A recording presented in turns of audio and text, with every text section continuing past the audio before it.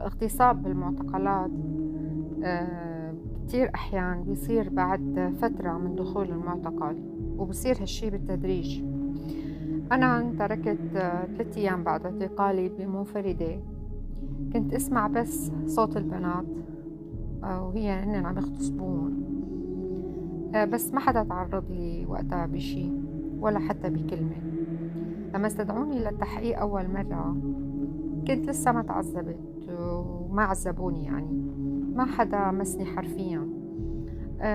بس انتركت بالمنفردة. بس لما دخلت غرفة التحقيق تفاجأت ب3 بنات عاريات تماما، معلقين من ايديهم وعليهم آثار تعذيب، حالقين لهم شعرهم. وتركني المحقق أقعد على الكرسي وقدامي هدول البنات. واحدة منهم كانت صغيرة، يمكن أقل من 20 سنة عمرها. بعد شوي فاتوا ومعهم بنت صغيرة غير اللي موجودين، عمرها أقل من 14 سنة، طفلة يعني.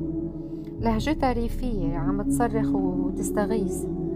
قال المحقق خلوها تشوف الله. اغتصبها 3 عساكر قدامي. ما بعرف قديش مر من الوقت وهن عم يغتصبوها، بس بلشت تنزف وأغمي عليها أو ماتت، ما بعرف.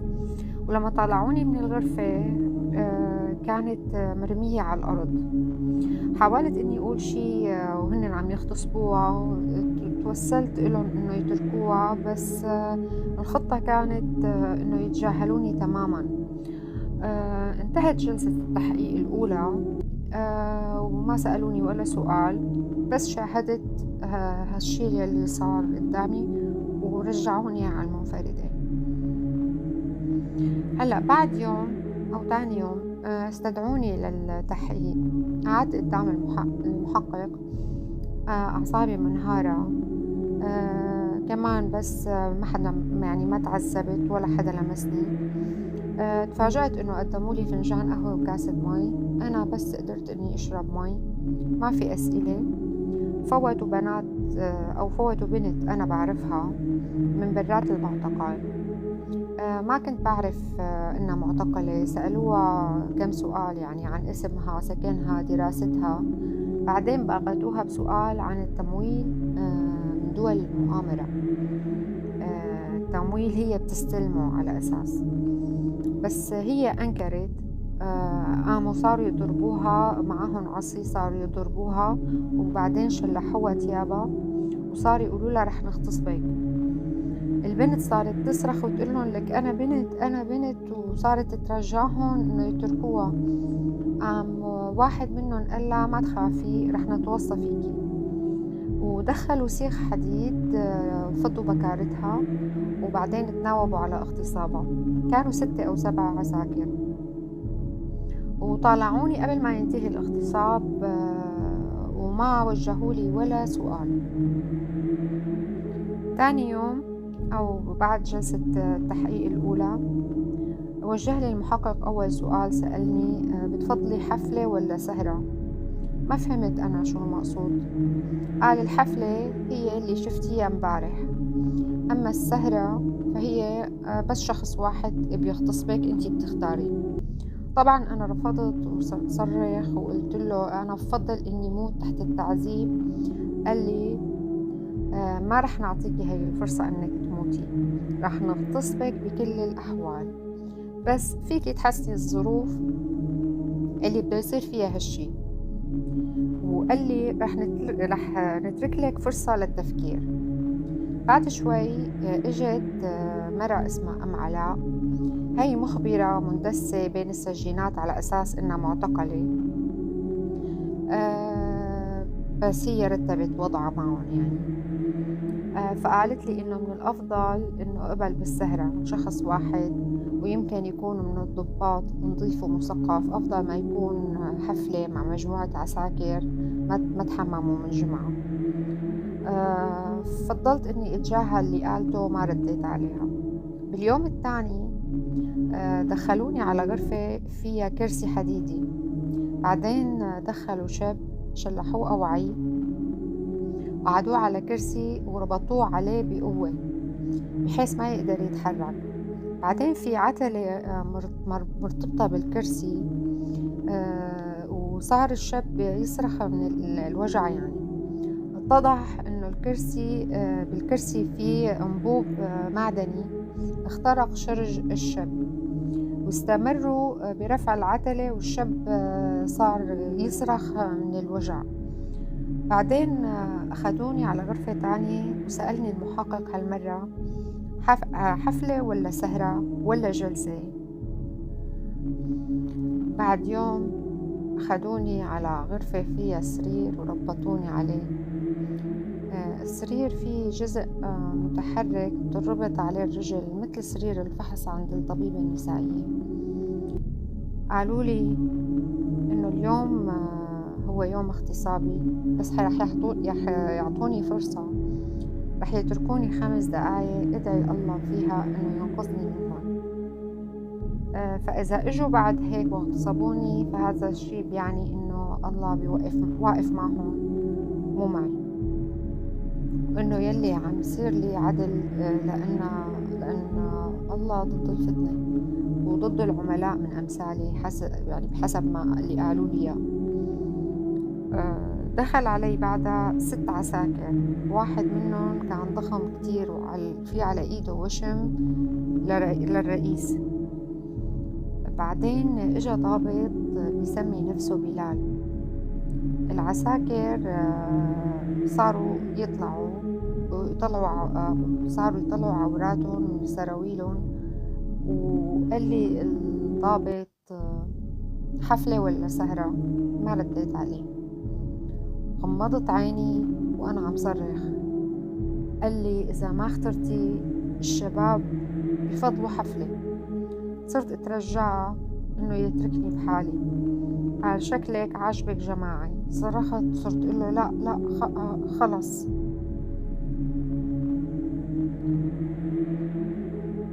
قال لي لا تنفع، ما بتنفع معنا. بدك تختاري، بدك تقولي بلسانك بدي مع الضابط في بلا فقط. كان بده يعني اختار بلساني بوضوح، ما عاد قدامي خيار آخر. أي شي بدي أقوله كان يرفضه ويقول لي إذا ما حددتي هالشي بيعني إنك بدك جنس جماعي. بالنهاية استسلمت وقلت له يلي بده يسمعه. طلع العساكر وهو شلح ثيابه، وكان كل جزء من جسمي مربوط على السرير المتحرك بطريقة بتخليه هو يعمل اللي بده إياه بسهولة. باللحظة اللي بدأ فيها سمعت القرآن الكريم بالغرفة. تصورت أول شيء إني عم بتخيل، بس لا، كانوا مشغلين آيات معينة، آيات من سور النساء والإسراء والنور، انجمعت مع بعضها بتسجيل واحد. ضل هالتسجيل يتكرر بصوت عالي، بصوت مقرئ.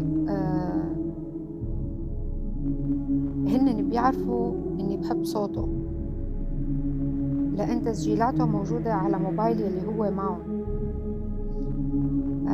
ما في أذكر اسم المقرئ، هو ما له ذنب، بس أنا ما عاد فيني اسمع صوته. سماع القرآن وهن عم يغتصبوني كان عذاب موازي لعذاب الاغتصاب. ما قدرت إني أمنع نفسي من الأسئلة، كيف عم يصير كل هالشي؟ كنت أنا بحفظ أجزاء من هالسور وضمنها هالآيات. تمنيت لو إني ما كنت حفظتها أو ما عرفتها، وكان وقع علي كان يكون أسهل.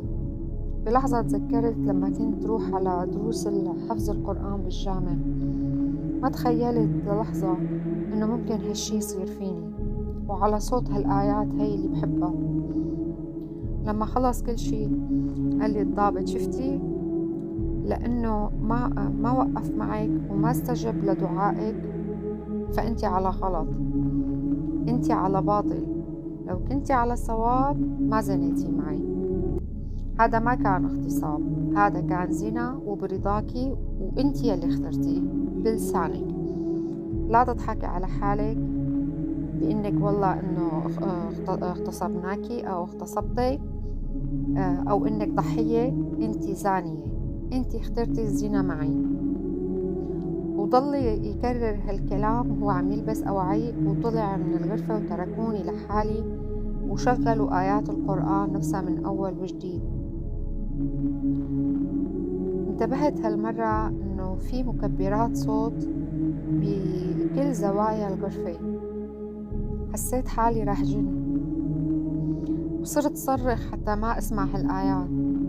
كانوا إيدي مربطين وما استطاع ما استطعت إني سكر أذني. وضل العذاب يعني ضلوا يعذبوني وأنا عم بسمع هالآيات لوقت طويل، يمكن ساعة، يمكن نمت أو أغمي علي وأنا عم بسمعها. بعد فترة دخل الضابط نفسه وشغل من جواله آية لو أنزلنا هذا القرآن على جبل لرأيته خاشعا متصدعا من خشية الله. قال لي ما خشعتي، ما صار لك شيء، هذا يعني إنه أنتي مو مؤمنة. باليوم الثاني اتكرر الشيء ذاته، السؤال نفسه حفلة ولا سهرة، الموقف نفسه كله. يعني كأنه اليوم اللي مضى كله عم ينعاد بنفس التفاصيل، بس هالمرة ضربوني إبرة بأعلى الفخذ، قال هي مشان ما يصير حمل أو عدوى. بس فهمت بعدين إنه هي لزيادة المتعة، كانوا بدهم ياني أشعر بالمتعة بالاغتصاب حتى أحتقر نفسي. كل شي حكيته كان عم يتكرر، السرير نفسه اللي ربطت عليه العساكر عوراتهم، والضابط نفسه يجبرني على الاختيار، الآيات نفسها، العذاب نفسه، الكلام نفسه عن إني زانية، وإنه هذا كان زنا باختياري وما كان اغتصاب، وإنه رب العالمين تخلى عني لأني مالي على صواب، وإنه رب العالمين واقف معهم لأنه هنن على صواب. بعدين صار هذا الأمر يتكرر أكثر من مرة بنفس اليوم. حاولت أول شي إني يكون جثة هامدة هي أثناء الاغتصاب، لا يعني لا ألم حتى، لا شيء. كنت قريت عن هالشي من فترة، يعني بمدونة عن الاغتصاب كتبتها ناشطة إيرانية، وكان هالشي بيأثر فعلا بالضابط، بيخليه ينزعج، كان يخليه عنيف أكتر، مع إنه كان عم يحاول إنه هو يظهر عكس ما يظهر. يعني أنا حاولت إني جاريه بالكلام لما كان يقول لي إنه الله تخلى عني وإنه رب العالمين واقف معه. ما عاد عندي أعصاب إني لا أفكر ولا ناقش. بالمعتقل عرفت قصص كتير بتشبه قصتي لحد التطابق.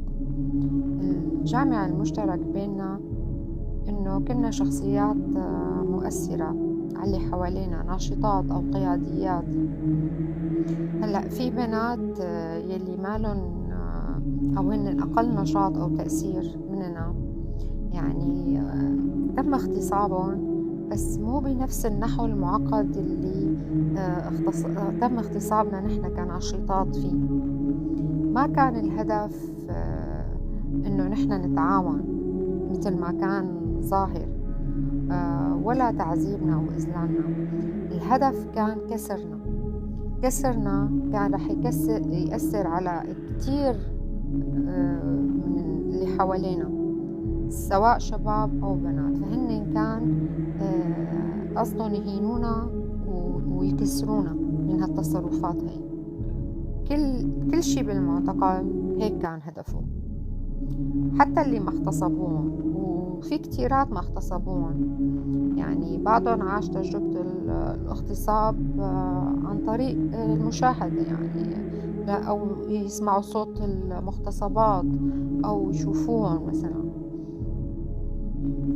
كان في بنت حبلت من الاغتصاب وولدت بالمعتقل، أخذوا ابنها بعد ما صار عمره سنة تقريبا، يعني بعد ما تعلقت فيه. كان بإمكانهم ياخدوه من أول يوم، بس هن تعمدوا إنه تتعلق فيه بعدين ياخدوه منا. لما عرفتها كانت فقدت عقلها. في بنت تانية عطوها إبرة، الإبرة نفسها اللي عطوني إياها، وكانوا بيتعمدوا الانتهاء من الاغتصاب بمرحلة معينة. يعني ما بعرف كيف بدي أقول، صارت تعتبر نفسها مومس وتعامل نفسها على هذا الأساس. كان الهدف تحطيمنا، مو بالتعذيب الجسدي، بل إنه بيخلونا نحتقر نفسنا. يعني كان بدهم إيانا نطلع ونحن حاملين هذا الحطام، يعني كانوا بدهم إيانا نطلع من المعتقل ونحن محطمين. بعد أسبوعين تقريبا من تكرار كل شيء بالتفصيل، السرير، الاختيار، الاغتصاب، الآيات، الحوار، صرت مقتنعة باللي عم يقولوا، إنه أنا زانية وبستحق كل شيء عم يصير فيني، وإنه الله عادل، واللي صار لي كان بأمره. الله تخلى عني لأني زانية، تخلى عنا جميعا لأنه نحن اللي عملناه والثورة ومقاومة النظام كلها كانت باطلة. بفهم هلأ إني تعرضت لعملية غسيل دماغ مبرمجة، بس ما كنت قادرة إني ميز هالشي وقتها. ما كنت قادرة على التفكير أصلا. كان الضابط يقلي إنه صوروني بكل مرة زنيت فيها، وإنه هاي الفيديوهات يمكن إنه توزع على كل معارفي وعيلتي، بس هن بدهم يعني إني أتعاون معهم، وأنا مؤمنة بالتعاون معهم، مو لأني مجبرة على هالشي يعني أو تحت الابتزاز. وقال لي إنه رح يمحي كل هالفيديوهات وما رح يسمح لحدا إنه تكون عنده نسخ منها، بس هالشي بس شرط إني أكون مؤمنة بالتعاون معهم وخدمة للبلد ولله. كنت بكل مرة بيرجعوني فيها بعد الاغتصاب بكتب على الجدار: إذا سألك عبادي عني فإني قريب أجيب دعوة الداعي إذا دعان. كل مرة. ولما تركت المعتقل كانت الآية مكتوبة 19 مرة على الحيط. لما طلعت ما كان في خدش واحد بجسمي ولا أثر ظاهر للتعذيب، بس كنت محطمة تماما. كنت جثة ممزقة من الداخل. شعوري بالذنب بيقتلني، شعوري بإني بستاهل كل شي صار لي. كنت حس إنه كل شي آمنت فيه خذلني، وإنه الله تخلى عني. بعرف إنه بفترة الثمانينات كانوا يوشموا عبارة معينة على أجساد المعتقلين، عبارات مثل الأسد ربي أو لا إله إلا الأسد. كانوا بدهم من الشخص إنه يكره نفسه وجسده لهالدرجة، إنه يبقى يتذكر كل ما اطلع على حاله يتعذب، يعني يكون عذابه مستمر حتى بعد ما يطلع من السجن. معي تجاوزوا الوشم على الجلد. كان هدفهم إنه يحطوا وشومهم على روحي من جوا. لما أفرجوا عني رجعوا لي هويتي. طلعت عليها ما فهمت ليش عطوني هالهوية. حسيت إني بنت تانية ما لها علاقة بالبنت اللي اسمها وصورتها على الهوية. هاي كانت قصة إحدى المعتقلات يلي تم اعتقالهم من عناصر بشار الأسد الفار. هدول يلي انذكروا بالقصة ممكن يكونوا بين اللي تم إطلاق سراحهم على أساس إنه هن ما تلطخت إيدهم بالدم.